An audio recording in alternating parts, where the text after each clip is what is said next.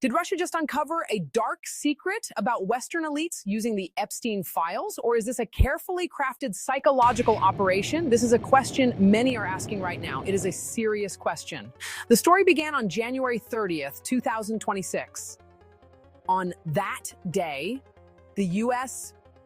Department of Justice released a massive trove of documents. These were all related to the Jeffrey Epstein case. The release was mandated by the Epstein Files Transparency Act, a law signed by President Trump back in late 2025. This was not a small leak. It was a flood of information. The scale of this release is immense. Over 3,500,000 pages of documents, 180,000 images, more than 2,000 videos. For the first time, names of notable individuals and politicians were not blacked out. Everything was made public. The decision to release the files without redactions has created a firestorm. Countless headlines followed. Intense debate erupted online. The sheer volume makes it very difficult to grasp the full picture. It's a puzzle with millions of pieces. Everyone is trying to put it together. While many called for transparency, the release has a dark side. It raised serious privacy concerns. Lawyers representing over 200 of Epstein's alleged victims have spoken out. They called the unredacted release a massive violation of privacy. They asked federal judges to take down the Justice Department's website. Attorneys say the release exposes victims to new trauma. It puts personal details into the public domain forever. This is a real and immediate harm. It complicates the idea that total transparency is always the best path. The central question remains, what do these millions of files actually tell us? The documents contain a wide range of information: flight logs, financial records, interview summaries. They detail horrific abuse and a network of powerful people, but the release has become a battleground for information. People are using the files to support their own beliefs. Conspiracy theory expert Mike Rothschild noted the volume is fertile ground for misinterpretation.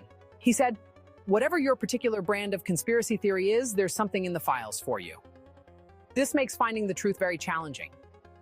Section Presentation 2, the Satanism claim and its Russian amplifier. Among the many claims swirling around the files, one has stood out. It is the claim of pure Satanism.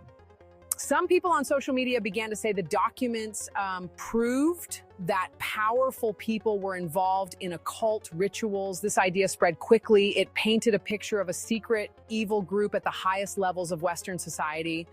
This narrative is dramatic and frightening. It captured the public's imagination, but we must ask where this specific claim is coming from, and we must ask who benefits from spreading it. The Satanism narrative received a major boost from an official source. On February 9th, 2026, Russian Foreign Minister Sergei Lavrov made a stunning statement. He claimed the Epstein files exposed the pure Satanism of Western elites. He said the files revealed the real face of what is called the collective West and the deep state. This was a powerful accusation from a top government official. It instantly elevated the claim from an online rumor to a geopolitical event. Lavrov's words were broadcast by state-controlled media around the world, adding fuel to the fire. This is where politics meets conspiracy. By endorsing this narrative, Russia appears to be using the Epstein case for its own purposes. It frames the West as morally corrupt and decadent.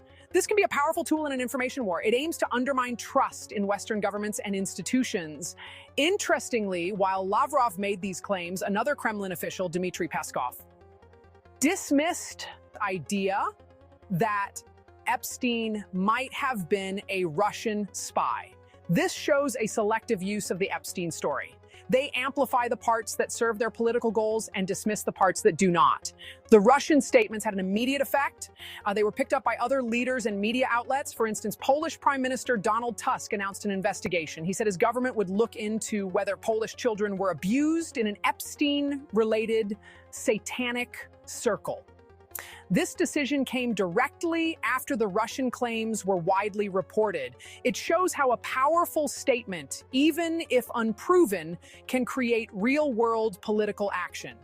It forces governments to respond. It also gives credibility to a story that may not have any factual basis. Section 3, sifting through the noise, experts and evidence. So is there any actual evidence of satanic rituals in the 3,500,000 pages of documents? This is the core question we must examine. When we look past the headlines and the political statements, the picture becomes very different. Experts who have started to analyze the files have come to a clear conclusion. They have found no credible evidence to support claims of organized occult activity.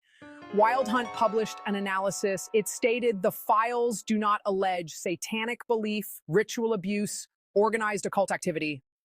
Epstein shapeshifted in front of me. It's very hard to understand if you haven't seen it. But I saw it. I want to be lie detected on this. But I've never seen anyone else turn into anything like that. And it happened. It was like a weird hologram, and it had like big black eyes. If you look back through ancient history, you'll notice there are a lot of dragons. They only used to draw and depict what was real.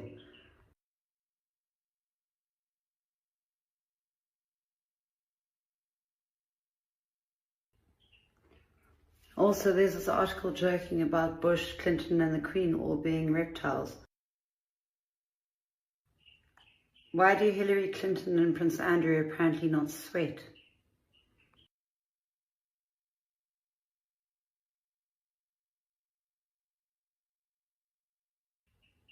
What about Bieber, Adele, and Lady Gaga apparently all shapeshifting?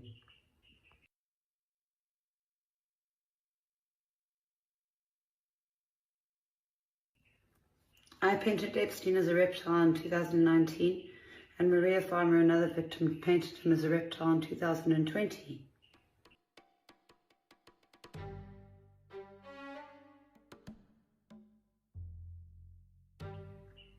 Others have had similar experiences.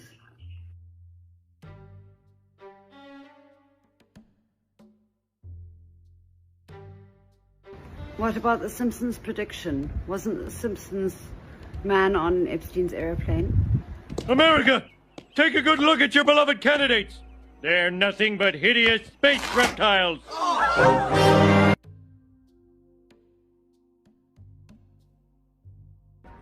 As Tucker Carlson recently said, maybe we really are in a spiritual war. That we are being acted on by spiritual forces that we cannot see, that there is a war going on all around us, out of our sight, not perceived by our senses most of the time.